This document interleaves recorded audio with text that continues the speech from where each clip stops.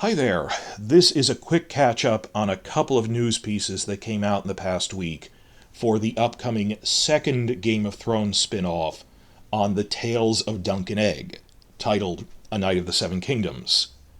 That first off, of the new cast members, that Dunk is Peter Claffey and Egg will be played by Dexter Saul Ansel. In the past week or two, Dexter has posted these two videos to his official Instagram of behind the scenes stuff, and they're fun, so I just want to link you to those. Well, his Instagram is run by his mother, because he's an underage actor, but they posted a video of when he was told over a Zoom meeting that he got the part. And more interesting, this was just back at the beginning of the weekend, it turns out he actually shaved his head for this role. So they posted a video of him going to the barber and them actually shaving his head, and this is what Egg will look like. Up until now, I really just assumed he was going to use a bald cap. But I guess for production logistics and because he is one of the main characters, they are really focused on him. It would look weird on the camera. For whatever reason, they went with actually shaving his head. I hope they explain more on how they went to that decision. I mean, one of the first things in the interviews will be, why did you decide not to use a bald cap for this, but to really shave your head? I am not going to be posting these actual videos. I debated whether to do that or not, of post them on my channel to help promote the show and everything, but it's not worth it. I just post these screenshots, and I'm telling you, go to the link below. I link to the Instagram pages.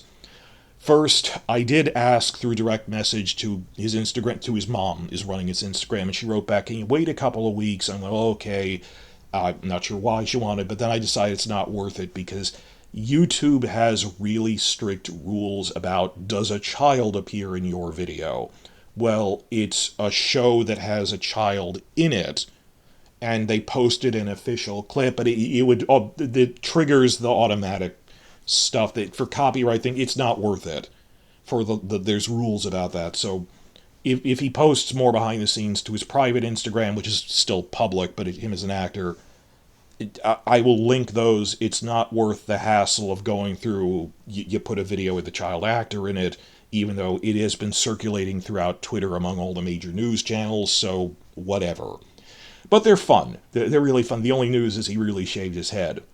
But moving on from that, the main thing that I want to cover in this video is new info that just came out about production staff that they've hired for the series. New crew members and stuff. In prior updates, I already went over what we think the writing staff is going to be, that Ira Parker is confirmed as showrunner. He previously wrote the script for episode 4 of House of the Dragon's first season, which was pretty good. And we confirmed a second writer will be Hiram Martinez, which makes sense that he and Parker were both writers before on that show, The Last Ship. That's how they know each other. So a previous writing associate. And there was this update to these other people are now credited as executive producers on it. And producer is such a facile term. It could mean someone's agent. It could mean one of the writing staff. And the two people that were added are career screenwriters. So putting two and two together, we're pretty sure 99% that they are also physically writing scripts. Annie Julie Wyman and Aziza Barnes. But that was a prior update. If we think it's those 4 writers, and this brings up a wider issue for this and other crew members they're going to hire, there's supposed to be only 6 episodes in season 1. So the staff will be smaller than it was on a big 10-episode show. Even House of the Dragon is a little smaller with an 8-episode second season going forward, even though I actually think that fits pretty well for the source material that they're covering. But we have no leaks about, I already went over, if they were going to be filming Dorne stuff in Spain for when Dunk and Egg go to Dorne, we would have seen that. They're not. It seems like a pretty direct adaptation of the novella and all that other stuff they're going to do in season 2.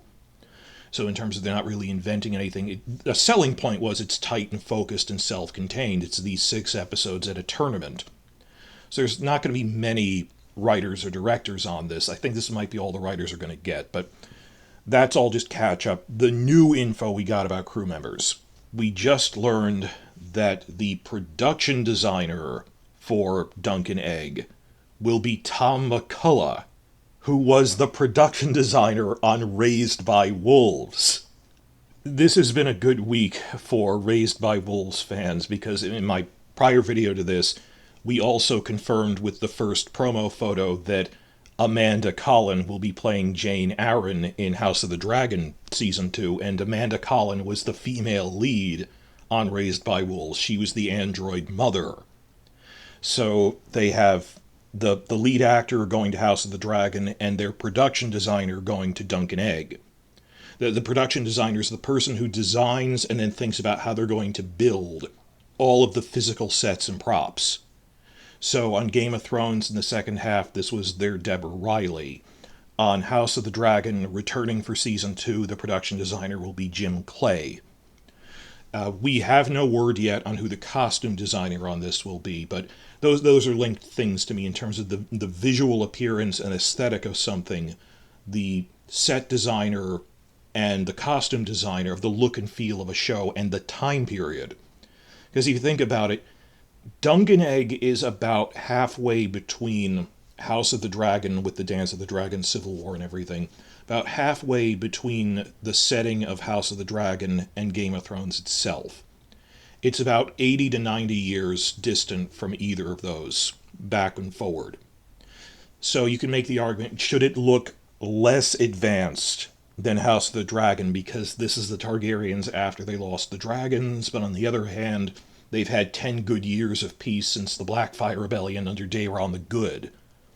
Because in the order it was written, because Martin did the House of the Dragon stuff later in Fire and Blood, it used to be that this was the shiny, prosperous prequel era relative to Game of Thrones, that when they made this into a graphic novel adaptation, it stressed everything is really brightly colored, everything is prosperous, that their society hasn't ever so slightly declined a bit from all the civil wars and stuff. That this used to be back when the Targaryens were at their height, until they made yet another prequel showing at their real height when they had dragons. So on a spectrum of that, of just what would this look like visually in terms of historical styles? Are they working out other things like on House of the Dragon that they mention and they briefly show that they allude that fashions during the time of Aegon's conquest itself looked like the Byzantine Empire. When they have Rhaenyra in that old coronation gown, they say that's something from the time of the conquest. And just in their architecture, and Jim Clay has talked about this, I'm going to go over this in other videos, what would the visual aesthetic be to set it apart from those two other eras but still linked to them? And this is something that comes up with Star Wars as well, like with how different should the Acolyte era look like 100 years before the prequel trilogy? So they have the production designer for Raised by Wolves, who if nothing else was really good. So they hired really top-shelf talented people for this. And Raised by Wolves had such wide range of physical sets. I mean, they had everything from really advanced spaceships to urban ruins in the flashbacks to the war on Earth to these, because they land on a virgin planet with no industrial base, they have to build essentially medieval huts from just what they have on hand.